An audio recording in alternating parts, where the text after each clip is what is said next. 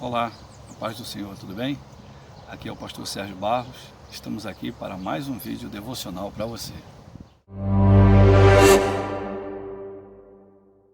Gostaria de falar a respeito de um grande desafio nosso, sermos um.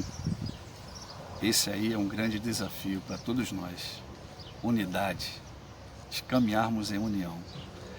A palavra do Senhor nos diz lá em Efésios, no capítulo 4, versículos do 1 ao 6, o seguinte: rogo-vos, pois, eu, o prisioneiro no Senhor, que andeis de modo digno da vocação a que foste chamado, com toda a humildade e mansidão, com longanimidade, suportando-vos uns aos outros em amor, esforçando-vos diligentemente por preservar a unidade do Espírito no vínculo da paz. Há somente um corpo e um Espírito, como também fostes chamados numa só esperança da vossa vocação. Há um só Senhor, uma só fé, um só batismo, um só Deus e Pai de todos, o qual é sobre todos e age por meio de todos e está em todos. Irmãos, essa passagem bíblica que nós acabamos de ler, Efésios capítulo 4, versos do 1 ao 6, ela fala justamente sobre esse poder que a unidade tem. Paulo, ele convoca os seus ouvintes para que eles andem de modo digno do evangelho para o qual eles foram chamados. Paulo, ele convida aos seus ouvintes a se esforçarem para manter e preservar a unidade do Espírito no vínculo da paz. Perceba que Paulo, ele não fala para que aquelas pessoas gerem a unidade, ele fala para manter a unidade e preservar essa unidade que vem do Espírito Santo, através da ação de Deus na vida da igreja e em nossas vidas. E ele fala assim, vocês têm que se esforçar, vocês têm que suportar uns aos outros. Esse suportar não é aquela palavra que nós falamos em nossos dias assim, eu tenho que suportar fulano, misericórdia. O suportar que Paulo fala aqui não é aquele suportar, como eu disse, de ficar, meu Deus, eu tenho que suportar fulano. Esse suportar aqui, que é dito por Paulo, é o de dar suporte. É aquele de você poder sustentar a pessoa no momento em que ela está caindo. É como um exemplo, às vezes, um pé de tomate. E você planta um pé de tomate, aquele pé de tomate fica carregado e a gente, normalmente, coloca ali uma haste de madeira, um cabo de vassoura e amarra ali o caule do pé de tomate, aquela árvore, para que ele dê suporte, para que aquele tomate não venha envergar e cair. E suportar é isso, irmãos, é dar suporte aos outros. E quando a gente fala a respeito de unidade da igreja, fazendo uma comparação, eu queria que você refletisse sobre o seguinte: qual de nós que nunca sonhou em ter um corpo saudável? Quem nunca sonhou, irmãos, ter um corpo saudável? Eu e a minha esposa, nos últimos meses, a gente tem tentado manter uma rotina saudável, fazendo caminhadas, buscando uma alimentação mais adequada, para a gente ter uma vida saudável. Mas o problema não é você. Não sei se você percebeu, mas eu tive que interromper o vídeo algumas vezes. É que está tendo uma obra aqui do lado. E os funcionários ali estão trabalhando com a maquita e está fazendo um barulho aqui na hora da gravação. Mas como eu disse, quem nunca pensou em ter um corpo saudável? Eu acho que esse deve ser o desejo da maioria das pessoas em nossos dias. Olha aí, Lívia.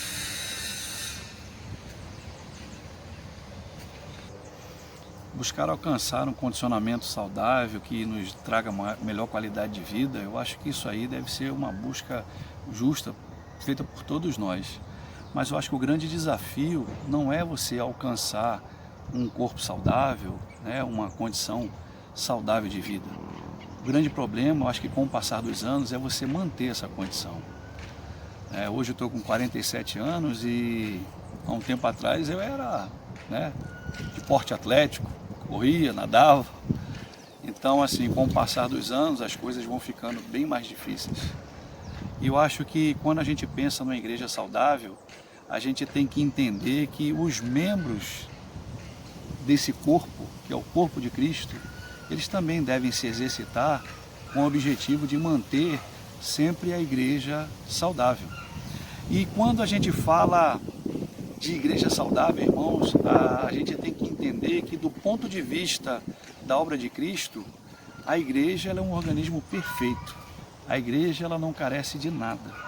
Mas quando a gente olha para nós, seres humanos, membros do corpo de Cristo, que compomos a igreja do Senhor, nós percebemos que nós devemos nos exercitar para manter justamente essa unidade no Senhor. Então a palavra de Deus, ela, em Efésios, no texto que nós acabamos de ler, ela fala que essa unidade ela deve ser buscada por cada um de nós. E unidade, quando a gente fala em unidade, a gente não está falando de uniformidade. A gente não está falando que todas as pessoas têm que ser formatadas de igual forma. Não é? Popularmente dizem que um ônibus com motorista japonês, com o cobrador chinês e os passageiros coreanos é quase a mesma coisa. Então, Deus ele nos chama para essa unidade, mesmo na diversidade, mesmo nas diferenças, mesmo que nós sejamos indivíduos totalmente diferentes. Nós somos chamados a ser um, e ser um no Senhor. E um exemplo grande disso é o casamento. A palavra de Deus diz que deixa o homem pai e mãe, se une à sua esposa e agora os dois serão uma só carne. É essa unidade de propósito que a palavra de Deus ela nos estimula a nós buscarmos. Então que nós possamos ter em mente que nós devemos ser um no Senhor, que nós devemos buscar a Deus, clamar ao Senhor em oração, para que Ele, através do Espírito Santo dEle, Ele gere em nossos corações essa unidade. A palavra do Senhor diz lá em João, no capítulo 17, versículo 21, Jesus falando: e peço que todos sejam um, assim como tu, meu Pai, estás unido comigo e eu estou unido contigo, que todos os que creem também estejam unidos em nós, para que o mundo creia que tu me enviaste. Como disse a passagem de João 17, 21, que nós acabamos de ler, o propósito da unidade na igreja é comprovar, testemunhar e proclamar que Jesus é o enviado de Deus ao mundo, que Jesus é o próprio Deus encarnado. Então, irmãos, quando a gente fala de unidade, a gente não pode ter a síndrome do profeta Elias. O profeta Elias, ele chega para Deus e fala assim: eu sou o mais zeloso, eu estou aqui sozinho, não há ninguém comigo.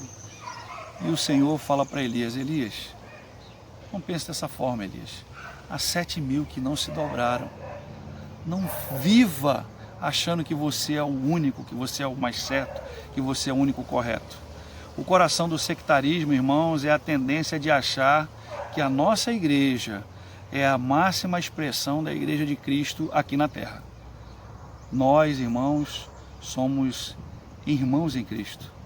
As igrejas do Senhor, elas compõem a igreja visível de Deus, que leva a igreja invisível do Senhor. E essa igreja invisível é aqueles que verdadeiramente são servos e servas do Senhor, que só o Senhor que sonda e conhece sabe quem são. Mas nós, como igreja, devemos nos unir naquilo que nos é comum, naquilo que a Bíblia nos fala para nós não abrirmos mão, que são as doutrinas fundamentais, que é principalmente o amor. Então, que nós possamos ser um em Cristo. Que Deus ele abençoe a sua vida, que Deus ele derrame da sua graça sobre a sua casa e que Deus ele possa nos transformar em um só corpo, porque nós somos movidos por um só Espírito. É uma só igreja, porque nós fomos lavados e remidos por um único Deus, Jesus, o Cristo, aquele que vive e reina, está sentado à destra de Deus, cumprindo todo o seu propósito. Que Deus te abençoe e a gente já está terminando o vídeo e com a trilha sonora da nossa Maquita. Um grande abraço e até lá.